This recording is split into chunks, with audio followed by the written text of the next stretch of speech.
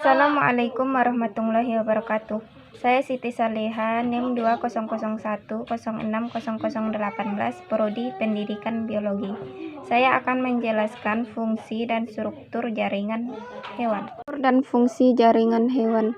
Jaringan hewan adalah kumpulan sel-sel dengan fungsi dan struktur yang sama. Satu jaringan disatukan oleh matriks ekstraseluler lengket yang melapisi sel-sel itu, atau mereka bersama-sama menjadi suatu anyaman serap. Yaitu saya akan menambah jaringan pada hewan, yang mana dasarnya terbagi menjadi 4, yaitu jaringan epitel, ingkat penyokong penunjang, jaringan otot, jaringan saraf. Oke, saya akan membahas satu persatu. Apa saja sih contoh dan fungsinya masing-masing? Yang pertama, jaringan epitel. Jaringan epitel ini jaringan pelapis permukaan tubuh atau permukaan organ. Tidak hanya permukaan luar tetapi juga permukaan dalam. Jadi dia pelapis. Jadi fungsinya juga banyak. Kalau dia permukaan luar berarti dia sebagai pelindung, dan kalau dia di permukaan dalam berfungsi untuk proses ekresi. Dan kemudian jaringan epitel ini tidak memiliki saraf atau pembuluh darah. Jaringan epitel ini tidak memiliki pembuluh darah dan kemudian berfungsi untuk proteksi, difusi, absorpsi, ekseresi. Dan jaringan epitel ini terbagi menjadi 3 bentuk, yaitu pipih, kubus, dan selapis. Oke, yang pertama saya akan membahas epitel pipih selapis. Epitel pipih selapis ini adalah epitel yang paling tipis. Biasanya epitel selapis ini adanya di alveolus paru-paru. Jadi pembuluhan alveolus paru-paru ini sangat tipis. Selain itu ada juga glomerulus, dinding dalam kapiler darah, dan pembuluh limfa, dan berfungsi untuk melakukan proses difusi, filtrasi. Dan yang kedua kita masuk kepada epitel pipih berlapis. Kalau yang tadi epitel pipih selapis, kalau epitel pipih berlapis tentu lebih banyak ya selnya, sel pipih yang bertumpuk dan berlapis-lapis. Epitel pipih berlapis terdapat di epidermis kulit, rongga mulut, hidung, esofagus, vagina, dan uretra. Berfungsi sebagai pelindung atau proteksi. Dan yang kemudian kita masuk kepada epitel kubus selapis. Epitel kubus selapis ini berbentuk kotak-kotak yang strukturnya epitelium. Epitel kubus selapis yaitu epitelium, membran dasar jaringan ikat, dan kemudian di bawahnya pembuluh kapitel. Epitel kubus selapis terdapat di permukaan lensa mata dan regina, kelenjar ludah, ovarium, dan tubuli renalis. Berfungsi untuk sekresi. Sekresi itu pengeluaran cairan, kemudian proteksi sebagai pelindung, dan untuk absorpsi. Contohnya adalah di flutulus renalis. Kemudian epitel kubus berlapis. Epitel kubus berlapis terdapat di kelenjar keringat, kelenjar minyak, ovarium dalam, masa pembuluhan, dan buah zakar. Berperan dalam proses seleksi, ekresi, dan sebagai pelindung atau proteksi. Dan kemudian masuk kepada epitel selindis selapis. Epitel selindis selapis ini terdapat di dinding dalam lambung, usus, kantong empedu, dan rahim. Jadi untuk lambung dan usus itu kaitannya untuk absorpsi, dan juga sekresi, contohnya kantong empedu menghasilkan pigmen-pigmen, dan kemudian kalau di rahim berfungsi sebagai pelindung dan proteksi. Dan kemudian epitel silindris berlapis. Epitel ini berada pada bagian konjungtiva. Konjungtiva itu lapisan yang selalu basah. Dindingnya dalam kelopak mata, kelenjar susu, faring, laring, dan uretra. Silindris berlapis ini berfungsi dalam proses seleksi dan proteksi. Dan kemudian adapun epitel silindris berlapis semu bersilia terdapat di saluran trakea, bronkiolus, dan dinding dalam saluran oviduk. Semu bersilia ini berfungsi untuk seleksi lendir atau untuk menangkap kotoran yang masuk.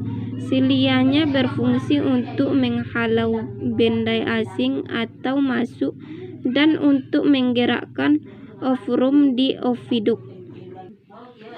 Dan kemudian kita masuk kepada epitel tradisional. Epitel tradisional berarti bentuknya lebih fleksibel ya, karena dia lebih menahan dan fungsinya untuk menahan regangan dan tekanan.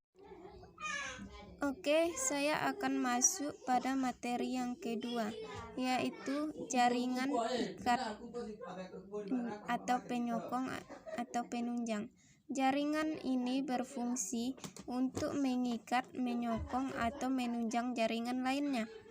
Jaringan penyokong ini tersusun atas sel-sel tersebar di antaranya matriks ekstraseluler. Matriks tersebut bisa berupa cairan, benda kenyal seperti agar-agar, ataupun kepadatan serabut. Macam-macam jaringan ikat padat, jaringan ikat longgar, jaringan darah, jaringan adiposa, jaringan tulang sejati, dan jaringan tulang rawan. Oke, kita akan membahas satu persatu jaringan tersebut. Yang pertama, jaringan ikat padat. Jaringan ikat padat ini jaringan ikat yang tersusun atas serabut atau serat lebih banyak daripada sel-selnya. Serabut penyusunannya adalah serat kolagen sehingga bersifat padat atau kompak. Terdapat pada tendon atau pengikat otot dan tulang. Dan kemudian jaringan ikat padat ini ligamen pengikat tulang dan tulang-tulang, dan fascia pembungkus otot. Dan kemudian masuk kepada jaringan ikat longgar. Yang tadi jaringan ikat padat. Jaringan ikat padat selnya lebih sedikit daripada matriksnya, dan kalau jaringan ikat longgar ini lebih padat daripada matriksnya. Jaringan ikat longgar tersusun atas sel fibroblast, sel makrofage, serabut kolagen, dan serabut elastis. Selnya lebih banyak daripada serabut, sehingga jaringan ini bersifat lentur atau elastis. Sel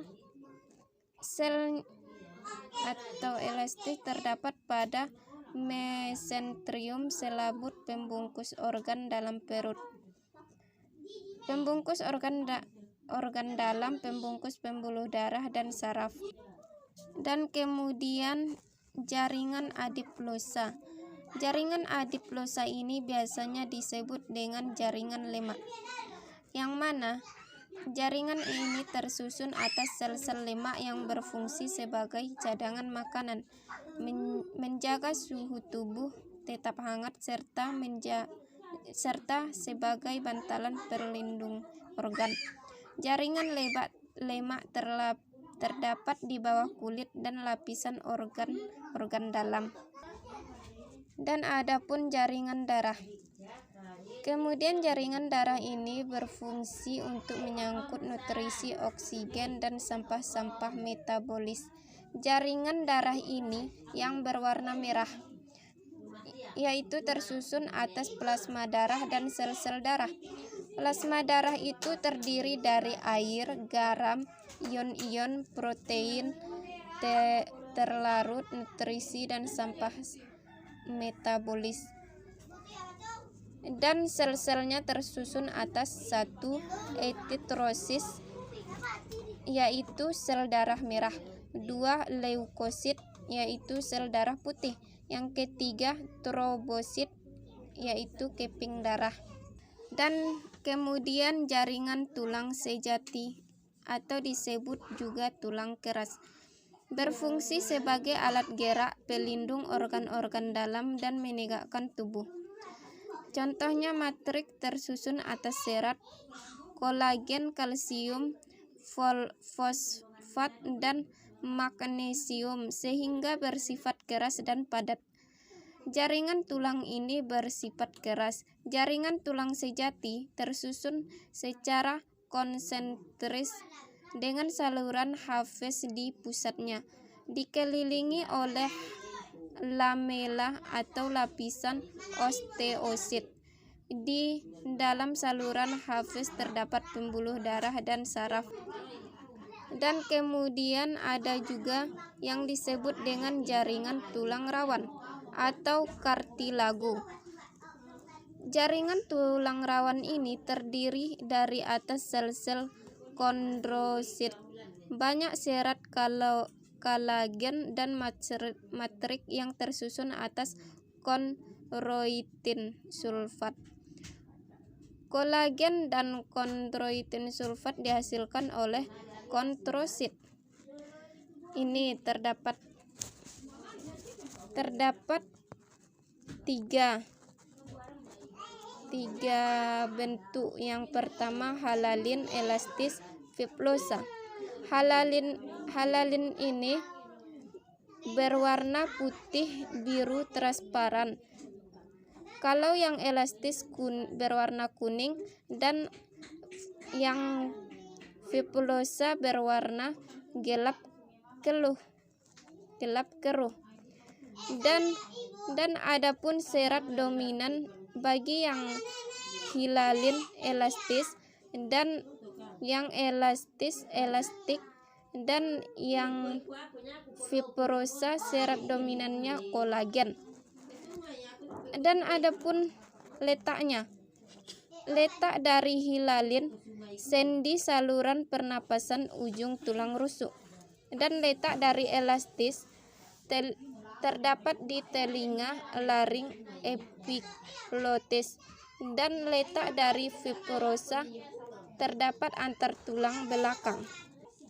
Dan yang ketiga, saya akan membahas jaringan yang ketiga, yaitu jaringan otot. Jaringan otot ini berfungsi sebagai alat gerak, yaitu gerak aktif, sebagaimana kita bergerak. Itu jaringan otot. Dan melekat pada rangka. Jaringan otot ini terbagi tiga, yaitu otot polos, otot lurik, dan otot jantung. Yang mana otot polos itu ini yang berada di tengah, dan otot lurik yang berbentuk balok, dan otot jantung itu yang sama kayak otot lurik tetapi agak berdangkal, otot jantung. Dan adapun perbedaan dari otot polos, otot lurik, dan otot jantung, yaitu terletak pada struktur, letak, dan cara kerjanya. Struktur dari otot polos, serat gelendong inti satu di tengah, letaknya di organ-organ dalam. Dan cara bekerja otot polos yaitu dengan cara bekerja dengan cara tak sadar. Kedua, kerjanya lambat, teratur, dan tidak mudah lelah. Dan yang kedua, otot lurik. Strukturnya serat lurik, intinya banyak di tepi, letaknya di rangka. Cara bekerja secara sadar, kerjanya cepat, tidak teratur, dan mudah lelah.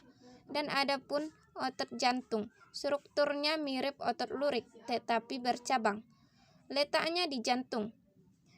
Cara kerjanya bekerja secara tak sadar, kerjanya lambat, teratur, dan tidak mudah lelah. Jadi itulah perbedaan dari otot polos, otot lurik, dan otot jantung. Dan adapun jaringan yang terakhir, jaringan saraf.